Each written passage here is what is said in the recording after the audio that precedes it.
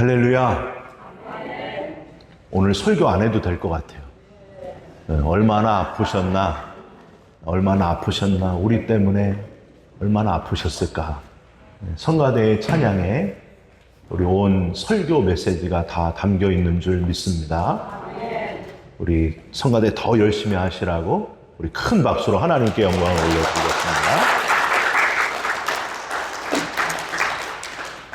오늘 말씀은 마태복음 20장 17절부터 19절 말씀입니다. 우리 같이 한 목소리로 읽으시겠습니다. 예수께서 예루살렘으로 올라가려 하실 때에 12 제자를 따로 데리시고 길에서 이르시되 보라 우리가 예루살렘으로 올라가노니 인자가 대제사장들과 서기관들에게 넘겨지매 그들이 죽이기로 결의하고 이방인들에게 넘겨주어 그를 조롱하며 채찍질하며 십자가에 못 박게 할 것이나 제3일에 살아나리라. 아멘. 오늘은 마태복음 20장 17절에서 19절 말씀으로 주님을 바라보라 라는 제목의 말씀을 함께 나누는 시간을 갖겠습니다. 지난 주일에는 비행기를 타고 아침 일찍 라스베가스에 갔습니다. 라스베가스 글로벌 감리교회에 가서 주일 예배를 인도했습니다. 어느 분이 라스베가스에 가는 저를 보고 목사님 가서 게임도 하세요 이렇게 얘기하셨는데 게임할 시간은 없었고 그 글로벌 감리교회 라스베가스 글로벌 감리교회 주일 예배를 인도하면서 또 다른 은혜를 받고 돌아왔습니다. 라스베가스 교회는 신무 장로님, 현직 장로님이 한 분이십니다. 그분이 너무 따뜻한 분이셨어요. 아침에 라스베가스 공항에 일찍 저를 픽업하러 나오셨습니다. 그리고 아침 식사를 2조 곰탕에서 사주셨고요. 그 다음에 이제 예배 후에는 라스베가스 북쪽 사막에 호수가 있더라고요. 거기를 구경시켜 주려고 1시간 반을 저를 태워가지고 그 호수를 직접 구경시켜 주셨습니다.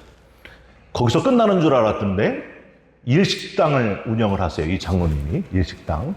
저녁 식사를 또 일식으로 그냥 거하게 해가지고 잘 대접받고 돌아왔습니다. 얼마나 감사한지 저는 아무것도 아닌데 저를 극진하게 대접해 주셔가지고 너무너무 몸둘 바를 몰랐습니다.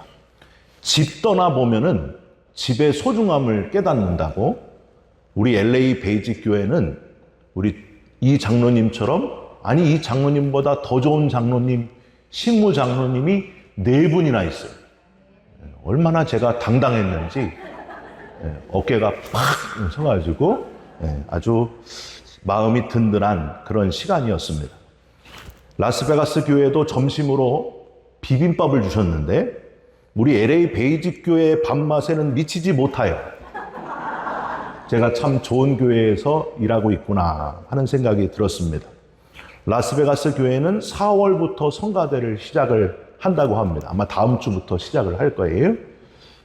그래서 우리 LA 베이직 성가대가 너무너무 귀하게 느껴졌고 지난주에 오신 목사님이 너무 이 성가대와 찬양팀에 감동을 받으셔가지고 제가 메롱 이렇게 얘기를 했습니다. 여러분 우리 LA 베이직 교회가 서로 아주 귀한 공동체, 너무 서로 귀한 분들임을 여러분 잊지 마시고 자랑스러운 마음을 가지고 우리 신앙생활 하시기를 주님의 이름으로 부탁드립니다. 여러분 혹시 바보라는 제목의 영화를 보신 분이 있으십니까? 차태현 씨가 주연 승룡이 역할을 했고요. 이 바보 승룡이는 부모님이 돌아가신 다음에 여동생 지인이를 돌보면서 열심히 새벽부터 밤까지 토스트를 만들고 옛날에 좋아했던 친구 지호, 하지원을 기다리게 됩니다. 동생 지인에게 심한 욕설을 듣고 모욕을 당하면서도 끝까지 동생을 위해서 뭐든지 다 해주고자 했던 승룡이, 아픈 동생을 위해서 신장까지 떼어주려고 했던 오빠 승룡이 어릴 때 지호 아빠가 초등학교에 기증한 피아노에 불이 났는데 그건 친구 상수가 핀 담배 때문인데도 모든 죄를 자기가 다 뒤집어 쓰고 결국에는 그 상수를 대신해서 죽임을 당하고만 승용이 희망을 잃어버린 지호에게 끝까지 포기하지 말라면서 죽는 그날까지 희망을 주었던, 그래서 결국에는 지호가 꿈을 이루고 피아니스트가 되는 그 꿈을 이루게 했던 친구 승용이. 여러분, 이 영화 속 바보 승용이의 모습이 꼭 누구를 닮지 않았습니까? 바로 예수님을 닮았다고 하는 거예요. 예수님은 참 바보 같은 분이셨습니다. 바보같이 저와 여러분들의 죄란 죄는 다 뒤집어 쓰시고 비웃음 조롱, 멸시, 천대, 핍박을 다 당하시고 아무 죄 없으신 분이, 다음 화면, 십자가에서 물과 피를 우리 때문에 다 흘려 죽어주신 주님. 주님은 희망이 아니라 희망을 넘어서 부활의 소망을 우리에게 주셨다고 하는 겁니다.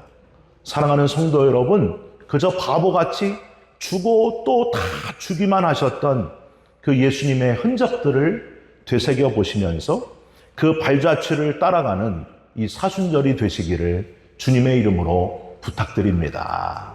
여러분, 지금은 사순절 기간인데 성경 쓰기 노트에 여러분 성경을 지금 열심히 쓰고 계십니까? 쓰시고 또 내 삶에 잘 적용하면서 살고 계신지 궁금합니다. 사순절은 총 6개의 주일로 이루어져 있는데 오늘은 사순절 5번째 주일로 오늘이 고난주일이라고 합니다. 다음 화면 보여주시죠. 고난주간은요, 다음 주 종료주일 다음에 14일부터 19일까지가 고난주간이고 오늘은 고난주일이라고 합니다. 오늘. 예수님은 자기에게 임할 이 엄청난 고난을 제자들에게 여러 번 말씀하셨습니다. 지난 주일 설교 본문인 마태복음 16장에서 베드로가 신앙을 고백하잖아요. 주는 그리스도시요 살아계신 하나님의 아들이십니다. 그 바로 후에 고난을 말씀하셨습니다. 내가 고난을 받고 죽임을 당하고 제3일에 살아나리라. 마태복음 17장에 예수님이 변모하신 후에 환하게 이 세상에서 비출 수 없는 그런 빛으로 변모하신 후에도 바로 후에 고난당할 것을 또 말씀하셨습니다. 누가복음 9장에 간질병 아이를 살려내신 후에도 바로 또 고난을 말씀하셨습니다. 여러분, 좀 이상하지 않습니까? 마태복음 17장 22절 이후에 갈릴리로 지나가실 때도 또 고난을 말씀하셨고 오늘 예루살렘에 가까이 왔을 때도 역시 고난당할 것을 오늘 본문에도 말씀하셨습니다. 이렇게 5번이나 크게 고난당할 것을 말씀하셨어요. 오늘 본문 18절, 19절에 인자가 대제사장들과 서기관들에게 넘겨짐에 그들이 죽이기로 결의하고 이방인들에게 넘겨주어 그를 조롱하며 채찍질하며 십자가에 못 박게 할 것이나 자신이 너무 큰 고난을 당할 것이라고 이렇게 크게 5번이나 말씀하신 주님, 특별한 거는 이 고난을 예언하실 때마다 분위기를 확 깨시면서 말씀하셨다는 거예요. 이게 신기해요. 왜 그러셨을까요? 여러분, 베드로가 주님, 주는 그리스도시요 살아계신 하나님의 아들이십니다. 잘했다. 네가 역시 나의 수제자구나. 이러면 좋은데 지금 분위기가 막 감동이 오는데 예수님은 바로 고난을 얘기하셨다는 거예요. 분위기를 확 깨셨다는 거예요. 주님의 몸이 찬란하게 빛나는 변모하시는 그 순간 제자들이 와 놀라니까 또 고난을 말씀하셨어요. 내가 고난당할 것이다. 간질병 들린 아이를 고쳐가지고 사람들이 다 흥분하고 있는 그때에 또 분위기를 확 깨시면서 내가 고난을 당할 것이다. 여러분, 왜 그러셨을까요? 신나게 여러분 음악 틀고 막 젊은이들이 춤을 추는데 어떤 남자 어르신이 가가지고 음악을 팍 꺼버렸어요. 아우 그냥 아주 너무 꼴보기 싫잖아요. 한창 분위기가 뜨는데 바로 그거예요. 예수님이 지금 이 좋은 분위기, 은혜스러운 분위기를 한 번에 그냥 찬물을 껴안듯이 확 멈추시면서 나는 고난을 당할 것이다 하고 말씀하셨다는 겁니다. 예수님은 사람들이 기다리는 삐까뻔쩍한 기적을 일으키고 찬란하고 눈에 보이는 승리를 가져다 주는, 당시 사회를 뒤집어 엎어줄, 사람들이 기다리는 정치적인 쿠데타를 일으켜서 왕이 되는 그런 메시아로 이 땅에 오신 것이 아니었기 때문입니다. 그래서 예수님이 분위기를 확 깨시는 거예요. 나는 너네들이 원하는 그런 정치적인 왕이 아니다. 정치적인 메시아가 아니고 너희를 위해서, 너희 영혼들을 살리기 위해서 죽는 영혼의 메시아다. 그걸 예수님이 직접 보여주셨다는 거예요. 이게 얼마나 중요한지를 아느냐. 분위기를 확 깨시면서 고난을 계속 얘기하고 계십니다.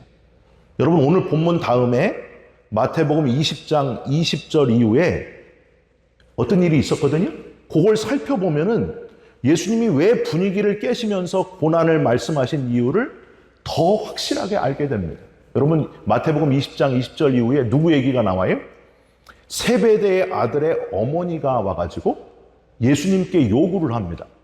예수님, 하나는 우리 아들 중에서 야고보와 요한, 하나는 주님의 우편에, 하나는 주님의 좌편에 앉게 하여 주시옵소서. 예수님이 얼마나 황당하셨을까요? 고난의 현장, 거기에는 관심이 전혀 없고, 영광의 자리, 좋은 자리, 높은 자리, 거기에만 관심이 있는 제자들뿐만이 아니라 어머니까지 동원해가지고 와가지고 고난당할 생각은 전혀 않고 영광의 자리에만 탐내고 있는 그들. 그동안 계속해서 하나님 나라를 말씀하시고 눈에 보이는 나라가 중요한 게 아니다. 눈에 보이지 않는 하나님의 나라 붙들고 살아야 된다. 그렇게 계속해서 말씀하셨는데 얼마나 예수님이 분노하셨을까요? 말귀를 못 알아들으니까 너무 화가 나는 거예요. 여러분, 도무지 말귀를 못 알아듣는 제자들의 어머니까지 보면서, 엉뚱한 걸 요구하는 그들을 보면서 아마 예수님은 큰 한숨을 쉬셨을 겁니다. 너희들이 깨닫지 못하는구나. 여러분, 말귀를 못 알아듣는 사오정 이야기를 아십니까? 사오정. 손오공 저팔계 사오정 중에 이제 귀가 이렇게 크고, 이렇게 귀가 덮여 있어가지고 말귀를 잘 못 알아듣는 게 사오정이에요.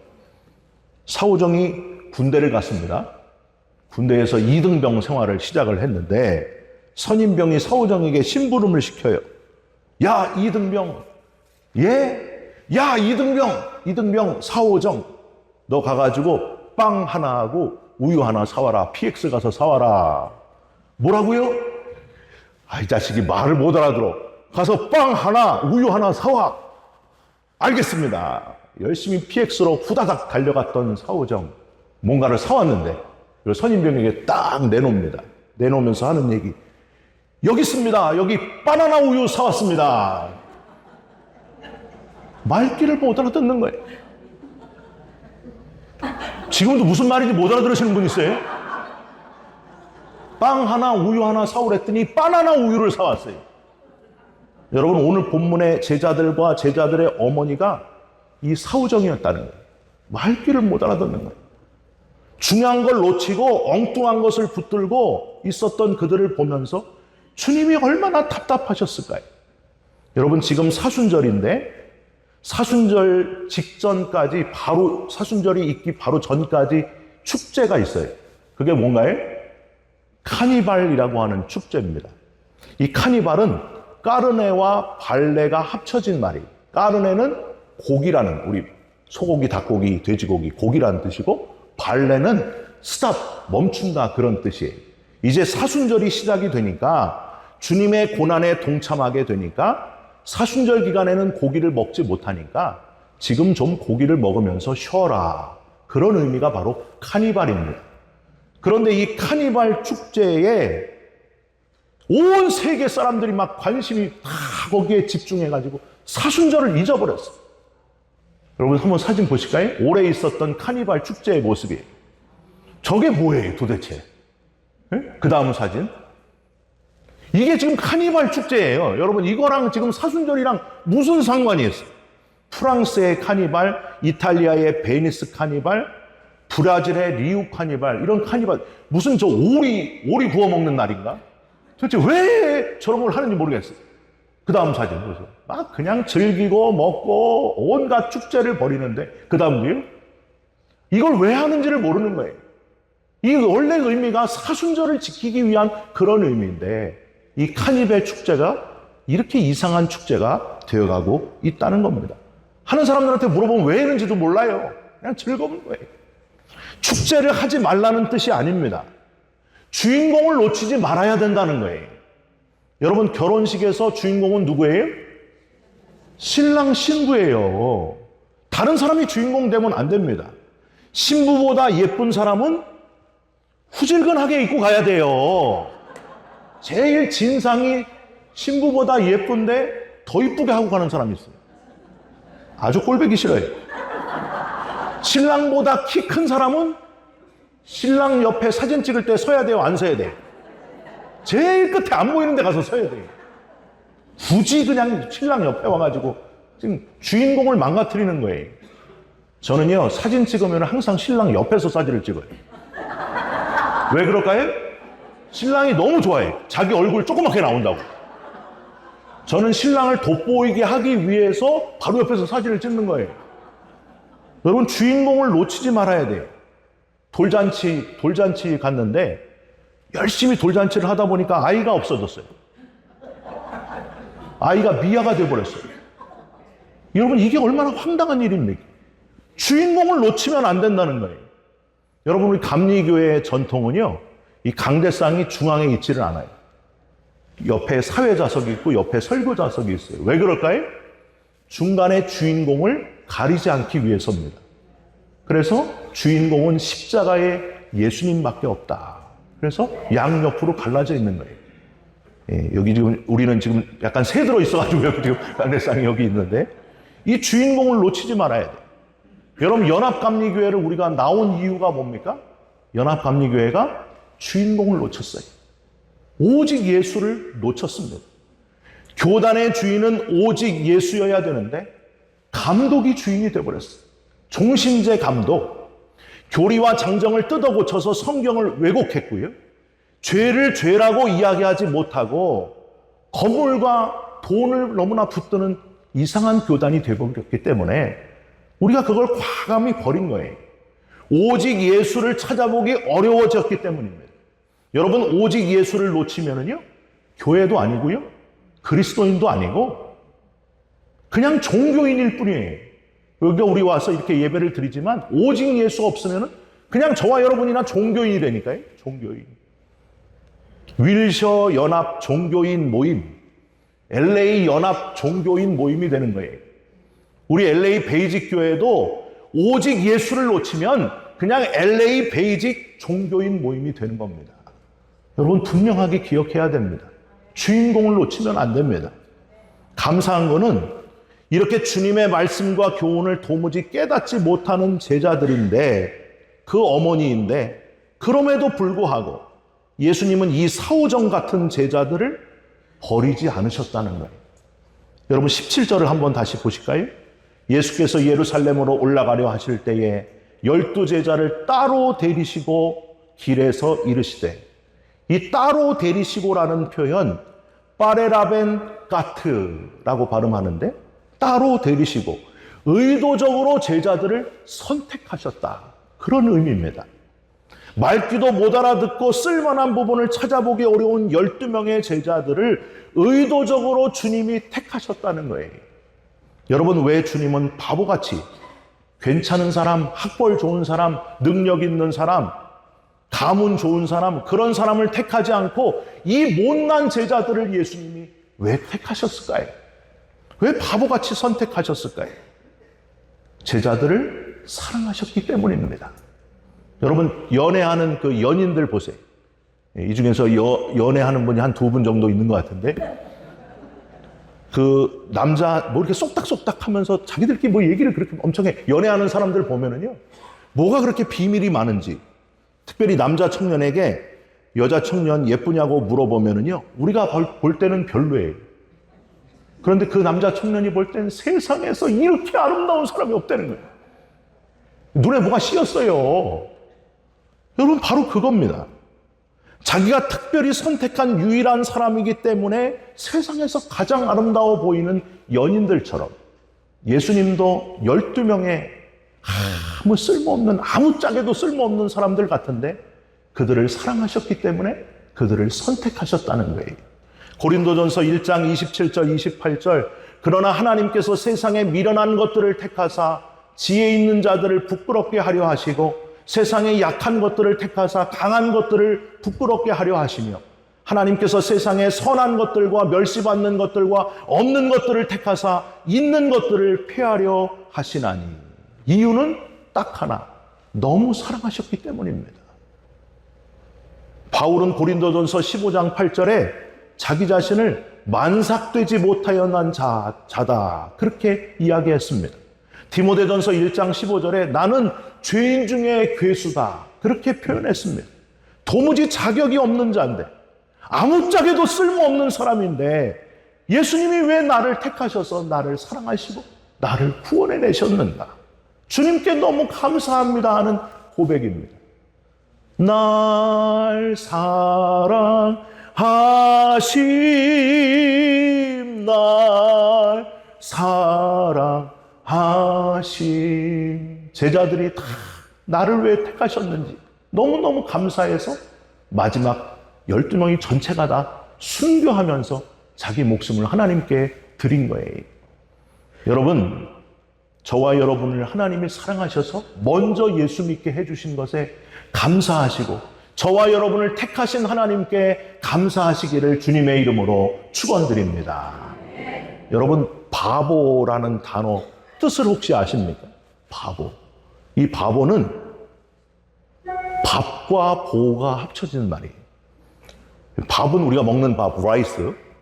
보는 사람의 어떤 특징을 나타내는 말인데 밥만 먹고 할 일 없이 노는 사람이 바보, 바보예요. 왜 웃으세요, 여러분? 그런 사람이 옆에 있나 보죠, 지금? 여러분, 누가 바보인가? 나를 택하신 줄도 모르고 나를 사랑하셔서 십자가에서 나 때문에 대신 피 흘려 죽으셨는데 그걸 모르는 사람, 나를 구원하신 줄도 모르고 그냥 이 땅에서 밥만 열심히 먹다가 그냥 세상 떠나는 사람이 바보 등신이라는 거예요.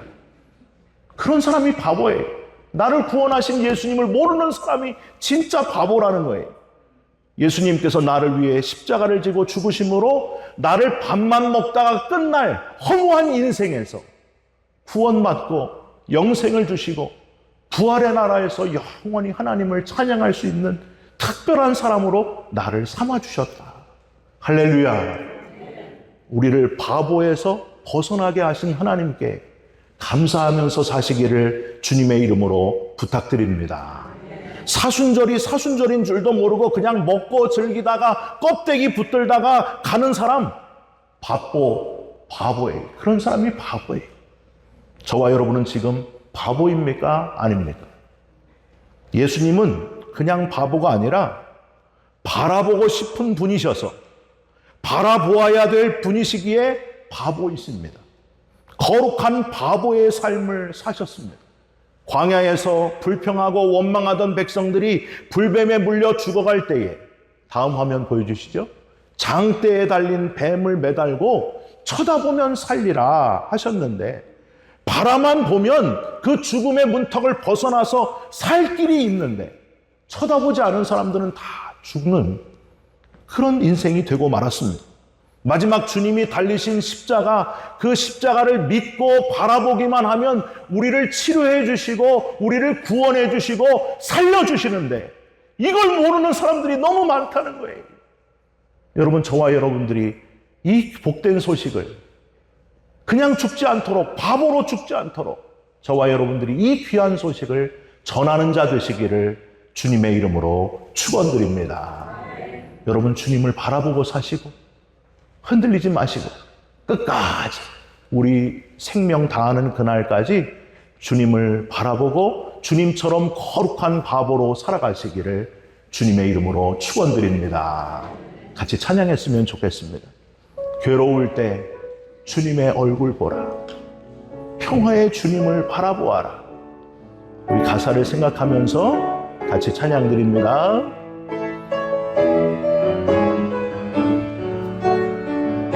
괴로울 때 주님의 얼굴 보라, 평화의 주님 바라보아라. 세상에서 시달린 친구들아, 위로의 주님 바라보아라. 눈을 들어 주를 보라, 내 모든 염려 주께 맡겨라. 슬플 때에 주님의 얼굴 보라, 사랑의 주님 안식 주리라. 힘이 없고 내 마음 연약할 때 능력의 주님 바라보아라. 주의 이름 부르는 모든 자를 힘주시고 늘 지켜주시. 아멘. 눈을 들어 주를 보라, 내 모든 염려 주께 맡겨라. 슬플 때에 주님의 얼굴 보라, 사랑의 주님 안식 주리라. 우리를 사랑하셔서, 너무너무 우리를 사랑하셔서 바보처럼 다 내어주신 예수님, 목숨까지 내어주신 주님께 진심으로 감사드립니다. 세상 사람들은 이 땅의 것만 즐거워하는 바보의 인생을 살아가고 있습니다. 우리들은 그런 헛된 인생이 아니라 우리를 선택해 주신 주님을 따라서 주님의 은혜에 감사하면서 끝까지 우리를 사랑하시는 부활의 주님을 바라보면서 살아가는 우리 모두가 되게 하여 주시옵소서. 예수 그리스도의 이름으로 감사하며 기도하옵나이다. 아멘.